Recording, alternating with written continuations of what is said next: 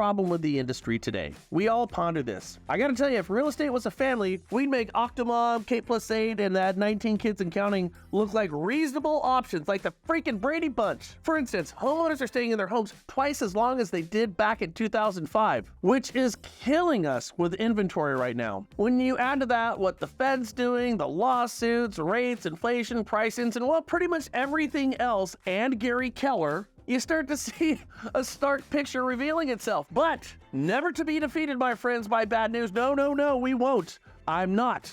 Bad news, everyone. Because it's not bad for me. What hurts me is killing my competition because I'll go places they won't, and that means I will continue to advance forward while others fall in defeat. I see rates and inventory problems and compliance problems and all the other stuff, and I exclaim to myself, what a beautiful day. How many licenses are going to get renewed today and how many are going to drop out?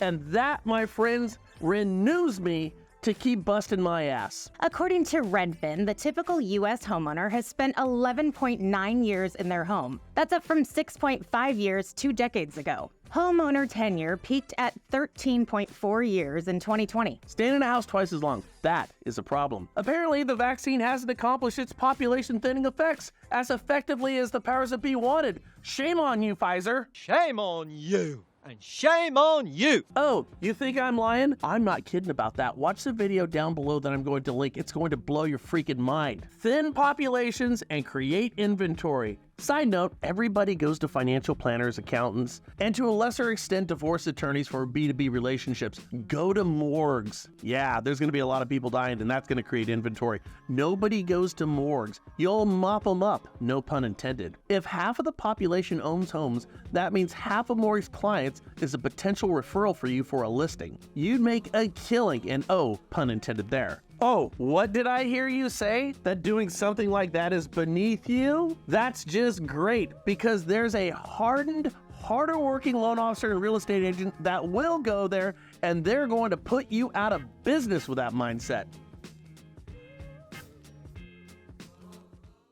Hey, I don't know if you know this, but it's an election year, and housing, with its dirty little secret fling affordability, is the most pressing issue facing this country today. Not just in your community, but the entire country. So for once, real estate will be a topic of conversation. So let's do something about this, shall we? Investors bought 26% of the country's most affordable homes in the fourth quarter, the highest share on record. We need to do something about that. As this graph shows, and it really stinks that we allow this to happen, real estate investors bought 26.1% of low-priced U.S. homes that sold in the fourth quarter. That's the highest share on record, and it's up from 24% a year earlier. By comparison, investors purchased 13.6% of mid-priced homes that sold versus 14.3% a year earlier versus 15.4% a year ago. We've gone from 15 to 26% of our inventory off of the market, which is creating more rental, not ownership opportunities for your potential clients. That totally sucks. This sucks. You want to advocate for something? NAM, AIM, whoever, the NBA? Who gives a freaking flying fudge about trigger leads? Who cares? Nobody. Go get a bill introduced to Congress that says no more corporate or hedge funds buying single-family residents, no acquisitions until we get our inventory towards a healthy level. Kind of like, fishing. If we overfish or even overcrab, we shut the season down for the health of the stupid fish. I mean, the salmon industry is a $33 billion industry. The freaking housing industry is about a $10 trillion industry, yet we do nothing. How effed up is Washington's priorities to allow this to happen? It kind of makes you think it might be by design. Look, if we're gonna save some crustaceans or some fish and those industries, for the love of all that is sanctimonious, can't we apply the same logic to housing? I think so. Until then, nose down, people, because someone is going to win in this market. I'm banking on that fella or that gal who has a plan and they're going to execute it and bust their ass. What say you? I hope it's you. Have a great day.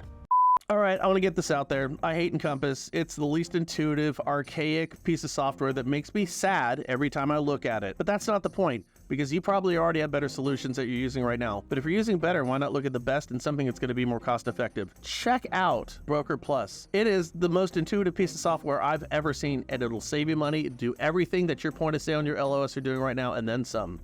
Just get a little sample of it right down below.